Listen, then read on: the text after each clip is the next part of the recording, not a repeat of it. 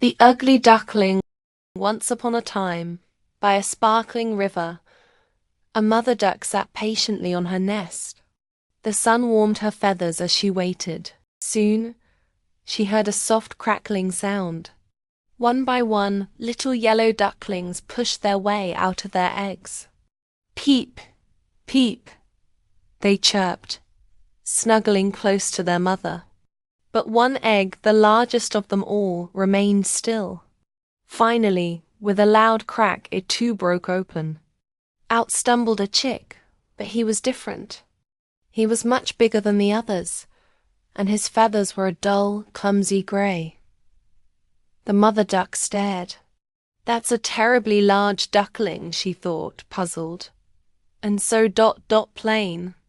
Despite her surprise, she gathered her new family.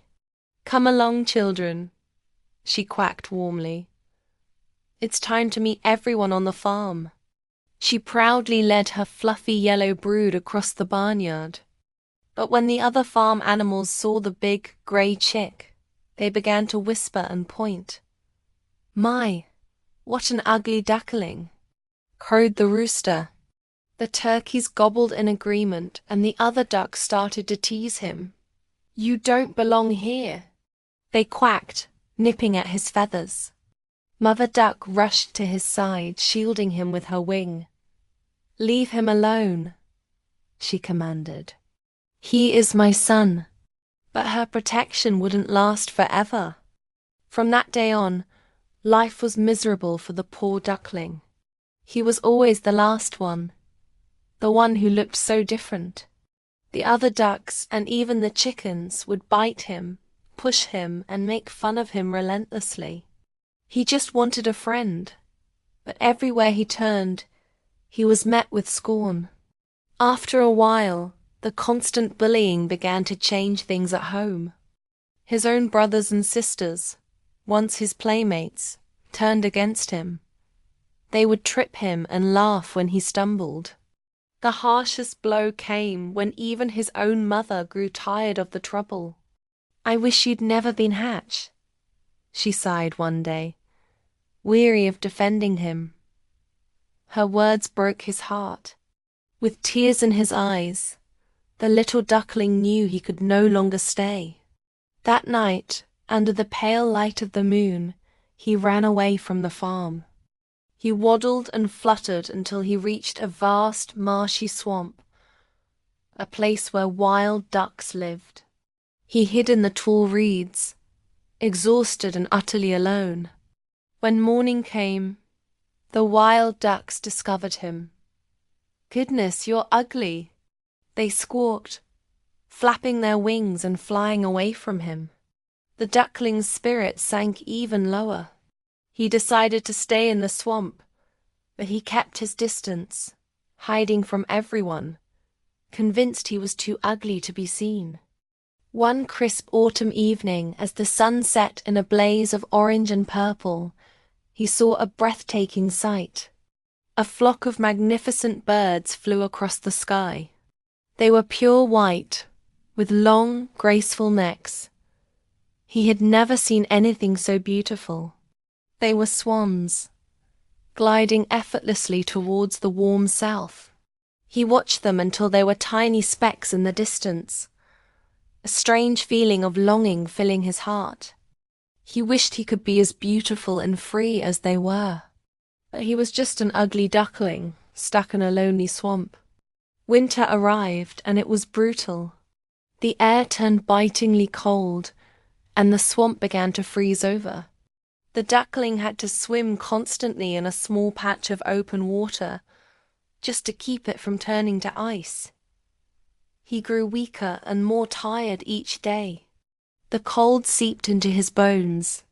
Finally, he couldn't paddle any longer. His small body gave out, and he froze, trapped in the ice, as the world went dark. He thought it was the end. But the next morning, a kind farmer walking by the swamp noticed the little grey bird frozen in the pond. Taking pity on him, the farmer carefully broke the ice and carried the duckling home. Inside the warm farmhouse kitchen, The duckling slowly thawed and regained consciousness. The farmer's children were delighted to see him. They wanted to play, but the duckling was terrified. All he had ever known was being hurt and teased. Thinking they meant to harm him, he panicked. He fluttered wildly around the room, knocking over a pail of milk before finding an open door and flying back out into the cold, unforgiving winter. He was alone once more. For the rest of the long, harsh winter, he wandered the frozen world, finding shelter where he could and barely surviving. Then, slowly, the world began to change. The snow melted, the sun felt warm on his feathers, and little green shoots pushed up from the earth. Spring had finally arrived. The duckling felt a new strength surging through him. He stretched his wings, and to his surprise, they were huge and powerful. They rustled with a sound he'd never heard before. He gave a mighty flap, and then another, and suddenly he was airborne, soaring high above the ground. He flew faster and higher than he ever had in his life. Before he knew it, he was gliding down towards a beautiful, large garden with a crystal-clear pond at its center. As he landed gracefully on the water, he saw them. Floating near the lily pads were 3 of the stunning white birds he had seen in the autumn. The swans. He recognized them immediately. A feeling of fear mixed with awe washed over him. He felt the old shame rise up. He was just an ugly duckling. They would surely mock him and chase him away like everyone else. But something pulled him towards them. He decided he would rather be rejected by these beautiful creatures than live in lonely misery forever. He swam slowly towards the swans, his heart pounding. As he drew near, expecting their scorn, he lowered his head in shame, looking down at the water. But what he saw in his reflection made him stop. Staring back at him was not a clumsy, dark grey bird. The reflection showed a creature with a long, elegant neck and feathers as white as snow. He wasn't a duckling at all. He was a swan. In that moment, everything made sense. He was never an ugly duckling. He was just a young swan who hadn't found his family yet. The other swans swam to him, greeting him warmly, touching his neck with their beaks in a gesture of welcome. He was finally home. Just then, some children ran down to the water's edge, carrying pieces of bread. "Look!" cried the youngest child, pointing with excitement. "There's a new one." The other children cheered, "Yes! And he's the most beautiful of all." The young swan, who had known nothing but ridicule his whole life, now heard he was the most beautiful. He felt a little shy, but a deep, profound joy filled his heart. He ruffled his magnificent white feathers, stretched his slender neck, and thought to himself with a happy sigh, "I never could have dreamed of being this happy, back when I was just an ugly duckling." And he glided across the water with his new family, finally at peace and more beautiful than he had ever imagined. Thanks for watching our story today.